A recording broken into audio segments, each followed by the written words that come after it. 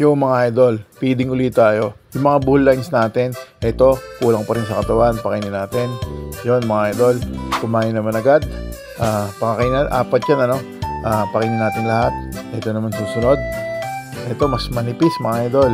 Kailangan ano. Pinakain ko nung kamakalawa yan, pero dahil kulang pa, pinakain ulit agad natin ngayon. Kadalasan kasi, minsan after 2 days, saka ulit tayo nagpapakain, o minsan nga talaga twice a week lang kasi medyo busy tayo at sa sobrang dami niyan. Pero dahil payat pa siya, pakainin na natin kung dahil payat pa sila yan. Mga idol, ito pa isa. Ito medyo okay na katawan pero idamay na natin siya at nandyan naman na rin siya. Tapos ito naman yung huli, yung itim. Mga idol, kung panlaban, syempre dapat araw-araw ano. Pero kung alaga mo lang at sobrang dami, mahirap naman pakainin araw-araw, lalo na kung may ginagawa ka. Kaya ganyan lang ginagawa ko mga idol.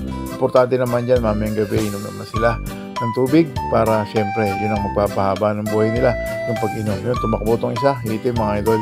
Ayan, pero bumalik din, bigay uli natin. Ayan mga idol, pagtsatsagaan talaga natin ano. Kaya hindi naman din laging mabilis yung pagpapakain dahil minsan may ganyan.